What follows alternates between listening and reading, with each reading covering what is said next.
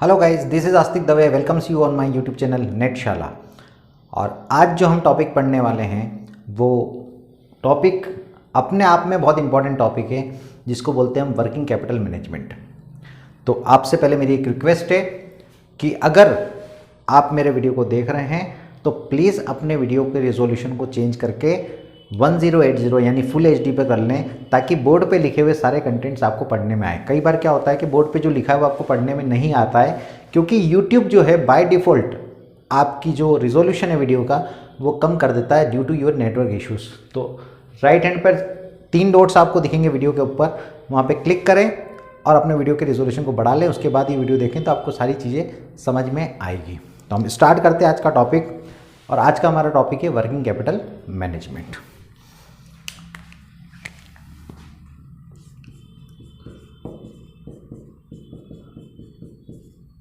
Working capital management, ठीक है। किसी भी स्टूडेंट से पूछो कि वर्किंग कैपिटल क्या होती है तो सीधा सीधा जवाब आता है sir current asset minus current liabilities. क्या ये वर्किंग कैपिटल का मीनिंग है? ये तो फॉर्मूला है, और फॉर्मूला क्या होता है? Current asset minus current liabilities. लेकिन अगर हम इसको एग्जाम्पल के थ्रू समझें, सपोज करो ये मेरी एक बैलेंस शीट है, ठीक। ये मैंने एक बैलेंस शीट बना दी, इधर लिख दी लायबिलिटीज और इधर लिख दी असेट्स, ये अमाउंट और ये अमाउंट। मैंने 1 लाख रुपए से बिजनेस स्टार्ट किया, ठीक है। तो मेरी कैपिटल कितनी हो गई? 1 लाख रुपए, ठीक। 1 लाख रुपए में से मैंने फिक्स्ड असेट खरीद ली 60,000 रुपए की, और 40,000 रुपए की मेरे क्या कर ली? करंट असेट खरीद ली। अब करंट असेट में क्या क्या हो सकता है? ये करंट असेट में स्टॉक भी हो सकता है, डेटर्स भी हो सकता है, कैश भी हो सकता है। मान लो मेरे पास 15,000 का स्टॉक है और 15,000 के डेटर्स हैं और 10,000 का कैश है, तो 15 15 30 10 कितने हो गए? 40। ये 1 लाख रुपए है। तो एक ऑनर ने जो पैसा लगाया वो कौन सा पैसा है? लॉन्ग टर्म का पैसा है। सर ये पैसा जो है वो बिजनेस में रिटर्न नहीं किया जाता है लॉन्ग टर्म तक। यानी मैंने लॉन्ग टर्म से पैसा लगाया 1 लाख, उसमें से 60,000 मैंने काय में लगा दिया? Fix asset. अब ये फिक्स असेट क्या हो सकती है? या तो लैंड एंड बिल्डिंग होगी, प्लांट एंड मशीनरी होगी, या फर्नीचर एंड फिटिंग्स होगी। मान लो मेरी 20,000 की लैंड एंड बिल्डिंग है, 20,000 की प्लांट एंड मशीन है और 20,000 के फर्नीचर फिटिंग्स है। तीनों मिला के कितने हो गए? 60,000। तो 1 लाख में से 60,000 मैंने लगा दिए फिक्स असेट में, बाकी काय में लग गए? 40,000 रुपये मेरी करंट असेट में। तो करंट असेट कितने की है? 40,000 की। तो मेरी वर्किंग कैपिटल कितनी हो गई? 40,000, क्योंकि मैंने जो 1 लाख इन्वेस्टमेंट किया उसका 60% यानी 60,000 रुपये फिक्स में लगाया। जो फिक्स कैपिटल हो गई वो तो निकलेगी नहीं कभी बिजनेस से। तो बाकी जो 40,000 है वो मेरा कहाँ पे लगा? करंट असेट में। और ये डे टू डे एक्टिविटीज चलाने के लिए 40,000 रुपये, क्योंकि ये रोज फ्लक्चुएट होगा।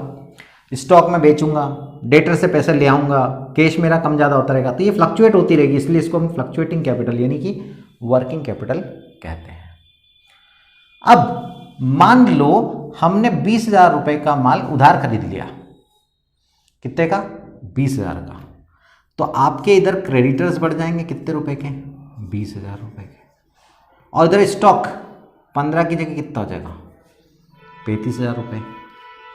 तो ये 20,000 से बढ़ जाएगा। अभी इधर का टोटल कितना रहा? 1,20,000। और इधर भी कितना हो गया? 60 और 60 1,20,000। क्या आपने बिजनेस में और पैसा लगाया? नहीं। पर क्या बिजनेस में पैसा बढ़ा? हाँ सर बढ़ा।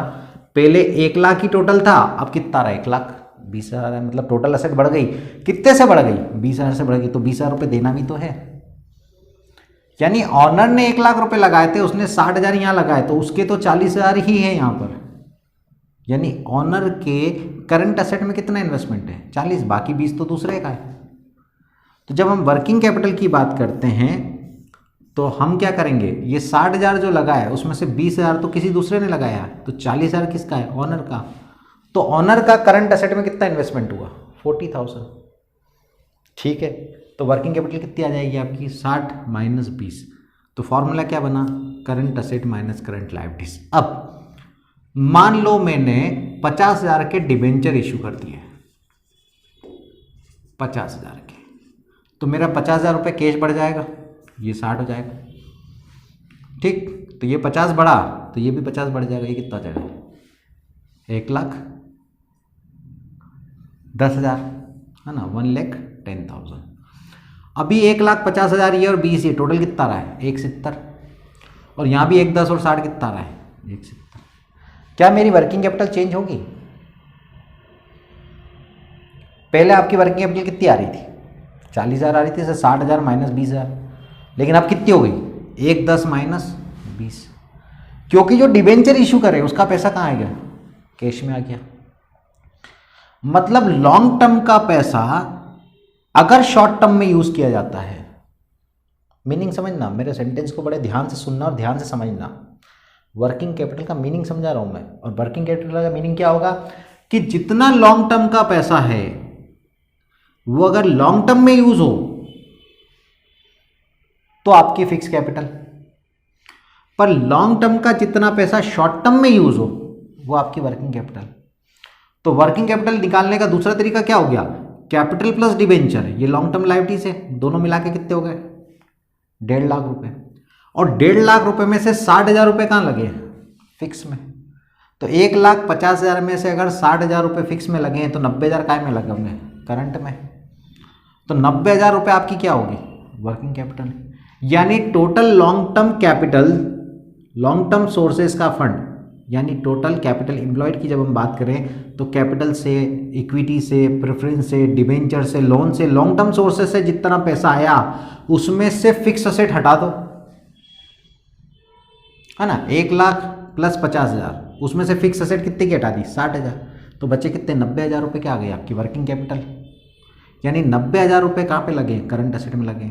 या दूसरा तरीका, करंट असेट 1,10 की है, उसमें से करंट लायबिलिटीज 20 की हटा दो तो भी कितना आएगा 90,000 रुपये।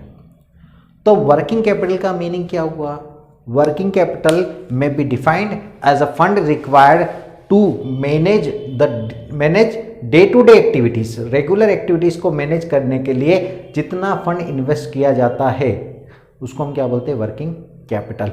लेकिन ये जो इन्वेस्टमेंट है वो कहाँ से होना चाहिए, लॉन्ग टर्म से होना चाहिए। अगर ये शॉर्ट टर्म से इन्वेस्टमेंट है, यानी टोटल इन्वेस्टमेंट इसमें 1,10 का है, उसमें से शॉर्ट टर्म का इन्वेस्टमेंट कितना है 20,000, तो लॉन्ग टर्म से कितना इन्वेस्टमेंट होगा 90,000 रुपये। तो वर्किंग कैपिटल दो तरीके से कैलकुलेट की जाती है, एक हम बोलते हैं ग्रॉस वर्किंग कैपिटल, एक को हम क्या बोलते हैं ग्रॉस वर्किंग कैपिटल, मतलब sum total of all current asset, जितना भी पैसा करंट असेट्स में लगा है, चाहे वो शॉर्ट टर्म से लगा हो चाहे लॉन्ग टर्म से, ठीक है। यानी अगर मैं टोटल कर लूँ लायबिलिटी साइड की 1 लाख प्लस 50,000 प्लस 20,000, टोटल कितने हो 170, 170 में से फिक्स असेट हटा दूँ तो बचेंगे कितने 1,10, 1,10 मेरी क्या होगी ग्रॉस वर्किंग कैपिटल। और अगर नेट वर्किंग कैपिटल की बात करूँ, नेट वर्किंग कैपिटल, तो नेट वर्किंग कैपिटल कैसे आएगी, current asset minus current liabilities, ऐसा ले लो। या लॉन्ग टर्म का पैसा, करंट लायबिलिटीज को छोड़ करके लॉन्ग टर्म का पैसा, equity share capital plus debentures minus fix asset, जो बचेगा वही आ जाएगा। तो ये 1 लाख प्लस 50,000, 150, उसमें से 60,000 गए तो बचे कितने 90,000। यानी करंट असेट तो 1,10 की है, लेकिन 90,000 लॉन्ग टर्म से, बाकी 20,000 तो शॉर्ट टर्म से। तो इसका तरीका क्या हो गया, current asset minus current liabilities, ये हो गई आपकी वर्किंग कैपिटल। तो वर्किंग कैपिटल का मीनिंग क्या हुआ कि लॉन्ग टर्म के सोर्सेस से जो फंड आता है उसको हम लॉन्ग टर्म में भी लगाते हैं और शॉर्ट टर्म में भी लगाते हैं। जितना लॉन्ग टर्म में लगाया उसको हटा दो, बाकी जो पैसा शॉर्ट टर्म में लगा उसको हम क्या बोलेंगे वर्किंग कैपिटल। तो वर्किंग कैपिटल का मीनिंग समझ में आ गया।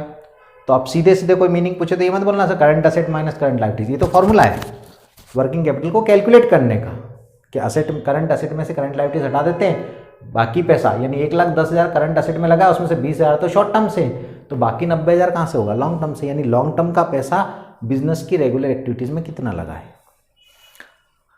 अब हमने ये चीज पढ़ ली, क्या पढ़ ली हमने? पढ़ा कि वर्किंग कैपिटल क्या होती है? Current asset minus current liabilities. मान लो मेरी करंट असेट 1,00,000 रुपए है और करंट लायबिलिटीज 60,000 रुपये है, तो मेरी वर्किंग कैपिटल कितनी आ जाएगी? वर्किंग कैपिटल 40,000 आ जाएगी। अगर मैं करंट असेट बढ़ा दूं, 1,20,000 कर दूं और करंट लायबिलिटी 60,000 ही रहने दूं, तो मेरी वर्किंग कैपिटल क्या हो जाएगी? 60,000 हो जाएगी। मतलब करंट असेट बढ़ेगी, करंट असेट बढ़ेगी तो वर्किंग कैपिटल बढ़ जाएगी। और करंट असेट कम कर दूं, 1,00,000 से कितनी कर दूं? 80,000 कर दूं, करंट लायबिलिटी 60 ही रहने दूं, तो वर्किंग कैपिटल कितनी हो जाएगी? 20,000। इसका मतलब क्या हुआ कि अगर करंट असेट बढ़ती है तो वर्किंग कैपिटल भी बढ़ती है, और करंट असेट कम होती है तो वर्किंग कैपिटल भी कम होती है। यानी करंट असेट और वर्किंग कैपिटल का कैसा रिलेशन हो गया? Direct relationship, positive relationship. जब भी करंट असेट बढ़े, आपसे रिलेशनशिप पे क्वेश्चन भी पूछ सकते हैं कि बताओ करंट असेट और वर्किंग कैपिटल का रिलेशनशिप क्या है? तो करंट असेट बढ़ेगी, वर्किंग कैपिटल बढ़ जाएगी, करंट असेट कम होगी, वर्किंग कैपिटल कम हो जाएगी। उल्टा कर लें अगर हम इसको, ऐसा लिख ले, current asset minus current liabilities. Current asset 1,00,000 और करंट लायबिलिटी 60,000। अभी वर्किंग कैपिटल कितनी है? 40,000। करंट असेट तो 1,00,000 ही लेने दूँ, करंट लायबिलिटीज बढ़ा दूँ, 70,000 कर दूँ, तो वर्किंग कैपिटल कितनी हो जाएगी? 30,000। मतलब लायबिलिटीज बढ़ गई तो वर्किंग कैपिटल क्या हो गई? कम। यानी करंट लायबिलिटीज अगर बढ़ेगी तो वर्किंग कैपिटल कम हो जाएगी। तो करंट लायबिलिटीज का वर्किंग कैपिटल के साथ कैसा रिलेशनशिप हो गया? इनवर्स रिलेशनशिप से। करंट लायबिलिटीज बढ़ती है, वर्किंग कैपिटल कम हो जाती है। और करंट लायबिलिटीज कम कर दूं, ये 60 की जगह 50 ही कर दूं, 60 से बढ़ा के देख ली, 60 से कम करके देख लो। करंट लायबिलिटीज अगर मैं कम कर देता हूँ तो मेरी वर्किंग कैपिटल कितनी हो जाएगी? 50,000 हो जाएगी। यानी करंट लायबिलिटीज कम करूँगा तो वर्किंग कैपिटल बढ़ जाएगी। आई थिंक कि आपको ये कंसेप्ट समझ में आ गया होगा यहाँ तक। तो हम लोगों ने ये समझ लिया वर्किंग कैपिटल क्या होती है। दो तरह की वर्किंग कैपिटल होती है, एक को हम बोलते हैं ग्रॉस वर्किंग कैपिटल, यानी कि टोटल करंट असेट में कितना पैसा इन्वेस्ट हो, चाहे वो शॉर्ट टर्म से हो चाहे लॉन्ग टर्म से हो। और नेट वर्किंग कैपिटल मतलब केवल लॉन्ग टर्म से करंट असेट में कितना पैसा इन्वेस्ट है, तो टोटल करंट असेट में से जितना शॉर्ट टर्म का पैसा है वो हटा दो, बाकी जो पैसा होगा वो किसका होगा? वो होगा लॉन्ग टर्म का। तो लॉन्ग टर्म के फंड्स को हम रेगुलर एक्टिविटीज़ में जब इन्वेस्ट करते हैं तो उसको हम क्या बोलते हैं? Working capital. करंट असेट और वर्किंग कैपिटल की रिलेशनशिप, तो करंट असेट बढ़ेगी तो वर्किंग कैपिटल भी बढ़ जाएगी, करंट असेट कम होगी तो वर्किंग कैपिटल भी कम हो जाएगी। और करंट लायबिलिटीज के साथ, करंट लायबिलिटीज अगर बढ़ेगी तो वर्किंग कैपिटल कम हो जाएगी, और करंट लायबिलिटीज कम होगी तो वर्किंग कैपिटल बढ़ जाएगी। तो करंट लायबिलिटीज और वर्किंग कैपिटल का इनवर्स रिलेशनशिप, करंट असेट और वर्किंग कैपिटल का डायरेक्ट रिलेशनशिप या पॉजिटिव रिलेशनशिप। यहां तक समझ में आया? अब हम बढ़ते हैं थोड़ा सा इसमें आगे।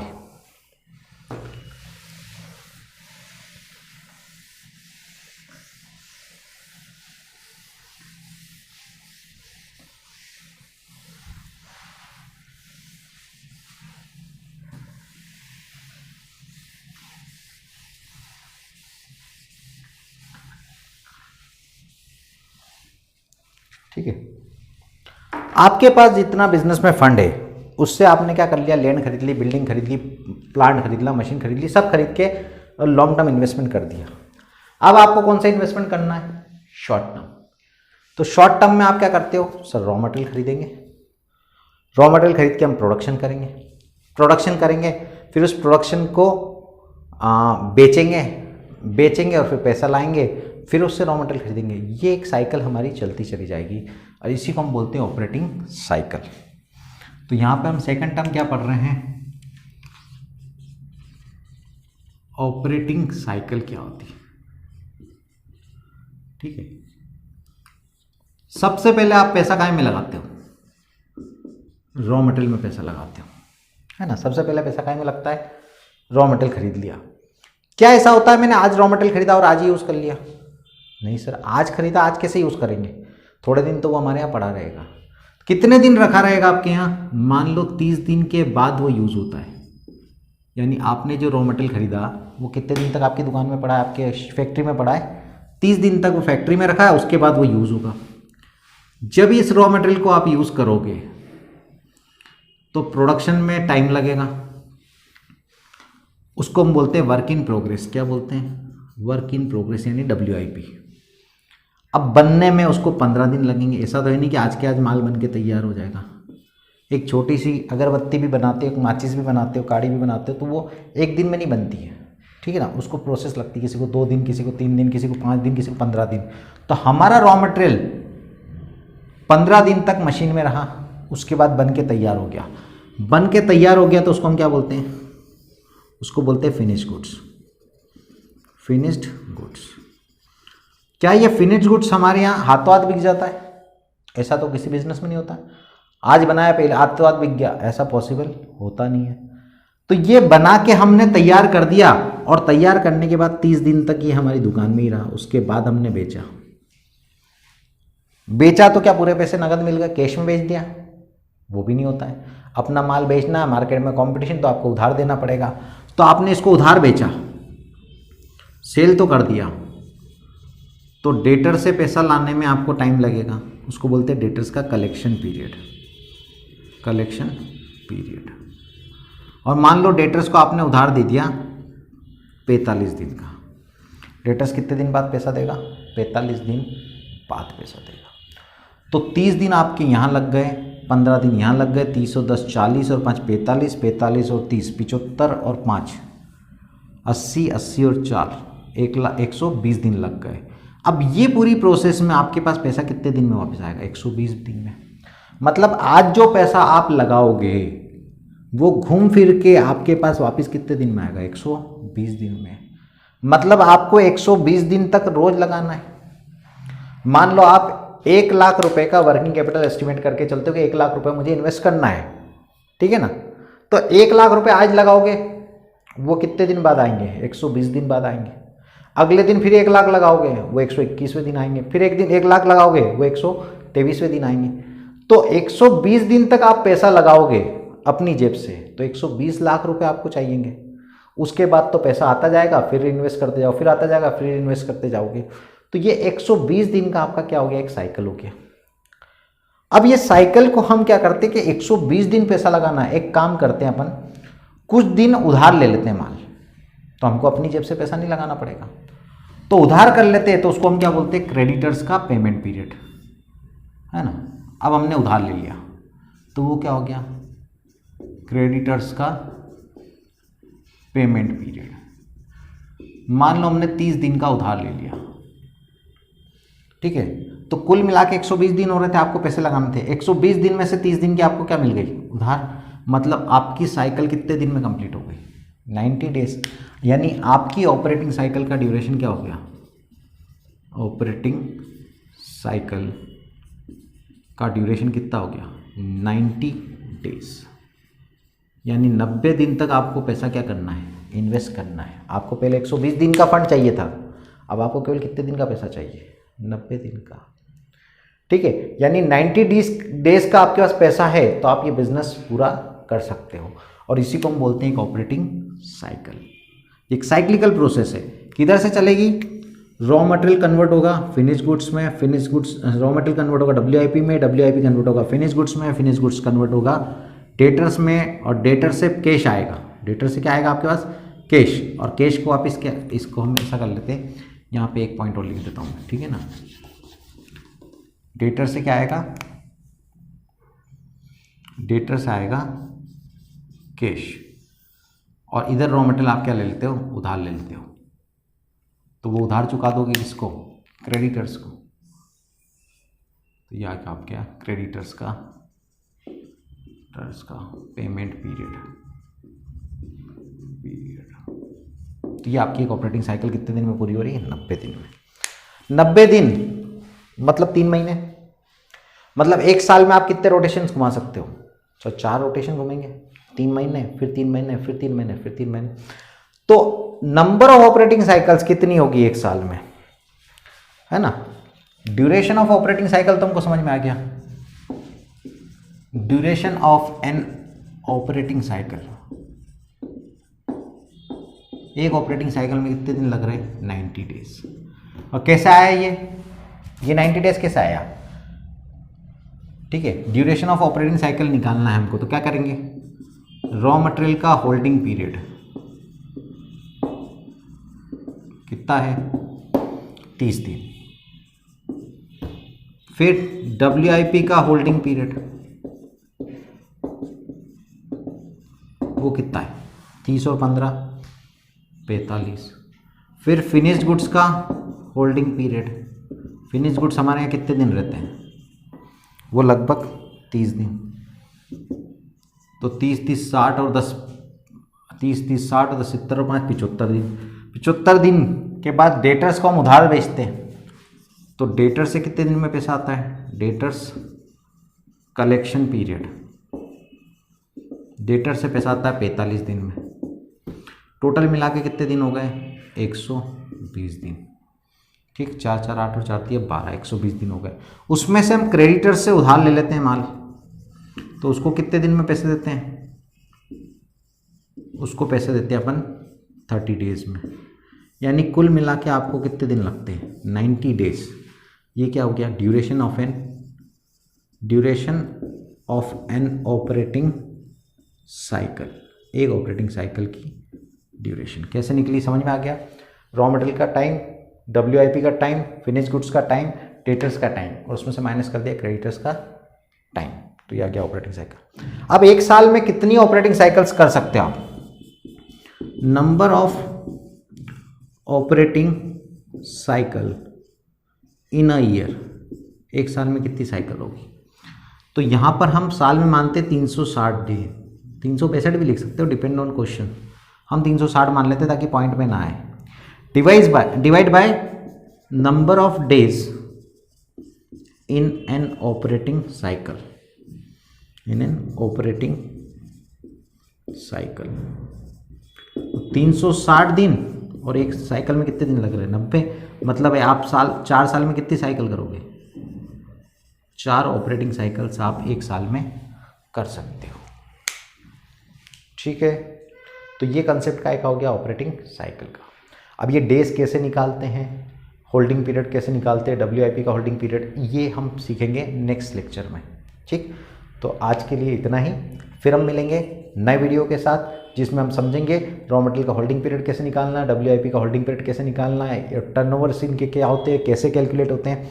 तो अगर आपको हमारा वीडियो पसंद आया है तो प्लीज़ हमारे वीडियो को सब्सक्राइब करें, लाइक करें और बेल आइकन भी दबा दें ताकि आपको आने वाले वीडियो के नोटिफिकेशंस भी मिलते रहें। तो आज के लिए इतना ही, थैंक यू सो मच, फिर मिलते हैं।